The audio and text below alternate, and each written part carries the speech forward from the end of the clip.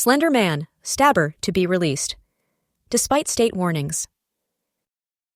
Imagine being stabbed 19 times by your best friends, all because of a fictional internet monster.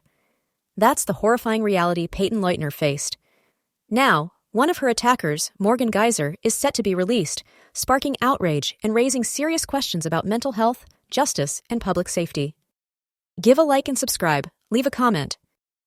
Morgan Geyser, one of the two individuals responsible for the infamous Slender Man stabbing, is scheduled to be released from a mental health institution.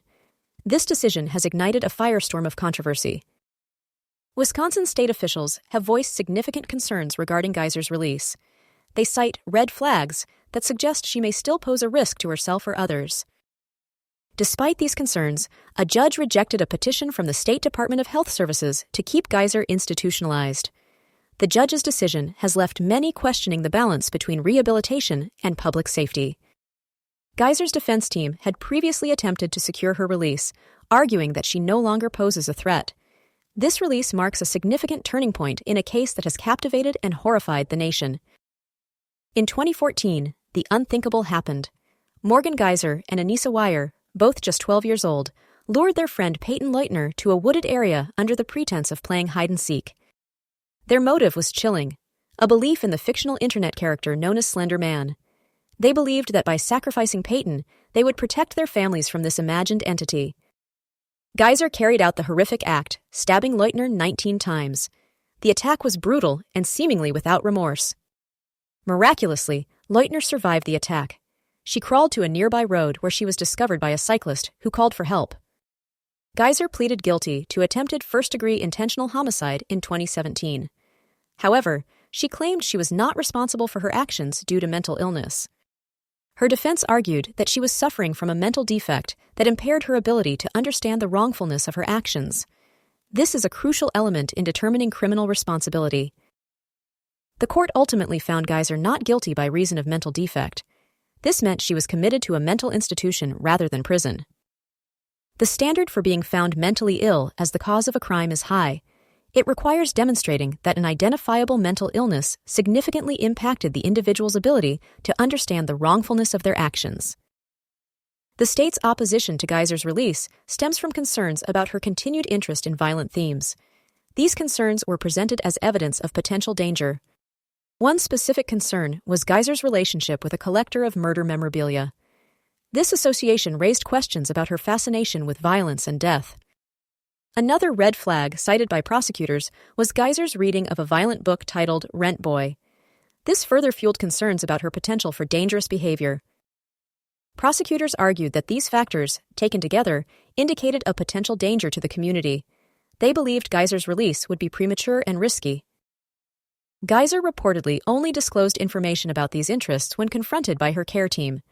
This lack of transparency further fueled the state's concerns.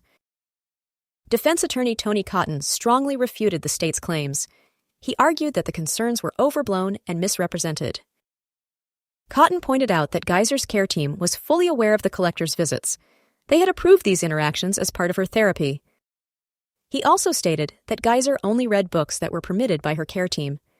This suggested that her reading choices were monitored and deemed appropriate. Furthermore, Cotton emphasized that Geyser broke off contact with the collector after discovering he was selling items she had sent him. This demonstrated a sense of moral judgment and responsibility. Cotton concluded by stating, "Morgan is not more dangerous today than she was when she was initially committed."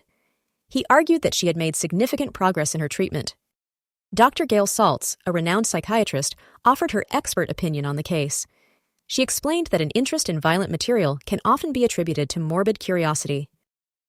Dr. Saltz noted that horror movies, for example, exist because many humans have sadistic and masochistic urges. This doesn't necessarily translate into violent behavior. She emphasized the important distinction between thought and action, stating, "Thought does not equal behavior.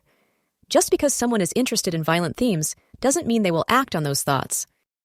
However, Dr. Saltz cautioned that those with violent pasts could be influenced by materials about their crimes. This could potentially trigger a relapse. She worried that exposure to such materials will increase their urge to do something that they truly want to do and lead to a behavior that is considered a problem. This highlights the delicate balance between freedom of expression and potential harm. Judge Boren ultimately determined that Geyser was no longer a danger to society. This decision paved the way for her conditional release. The judge listened to testimony from 3 psychologists who initially recommended Geyser's release. Their professional opinions played a significant role in the decision. As part of her conditional release, Geyser will be subject to strict supervision and monitoring. The specific conditions of her release have not been fully disclosed. Geyser's next court appearance is scheduled for April 28th. This will provide an opportunity to review her progress and ensure she is adhering to the conditions of her release. It's important to remember that many people who commit horrible assaults are eventually released after serving time. This is a reality of the justice system. The evaluation process for release typically involves assessing whether the individual acknowledges their crime and demonstrates genuine remorse. Rehabilitation is a key factor. These individuals often meet the criteria for rehabilitation, which includes factors such as accepting responsibility, demonstrating remorse, and participating in therapy. This isn't a totally unique situation. Geyser's case, while shocking, is not entirely unique in the context of the criminal justice system. The focus is on rehabilitation and reintegration into society. Anissa Weier, the other individual involved in the Slender Man stabbing, also pleaded guilty. Her case followed a similar trajectory. Weier was sentenced to 25 years in a mental hospital. This was a significant sentence, reflecting the severity of her crime. She was released in 2021 on conditions, including living with her father and wearing a GPS monitor. This demonstrates the ongoing monitoring and supervision that these individuals face. Weier's case provides a parallel example of the complexities involved in balancing public safety and the rehabilitation of young offenders with mental health issues. The decision to release Morgan Geyser reflects the inherent complexities of balancing public safety with the possibility of rehabilitation. It's a decision fraught with risk and uncertainty. The attack on Payton Leutner was unbelievably traumatic. It left a lasting scar on the community and raised profound questions about the nature of evil and the impact of mental illness. It's highly unusual to essentially lock up a 12-year-old for life. The justice system strives to offer opportunities for rehabilitation, even in the most heinous cases. The release of Morgan Geyser is a stark reminder of the challenges we face in addressing mental illness and ensuring public safety. It demands ongoing vigilance and a commitment to providing effective mental health care. If you found this video informative, please like and subscribe for more content on true crime and mental health. Share this video with others to raise awareness about the complexities of these issues. If you or someone you know is struggling with mental health issues, please reach out to the resources listed in the description below. Your support helps us create more content like this. Thank you for watching.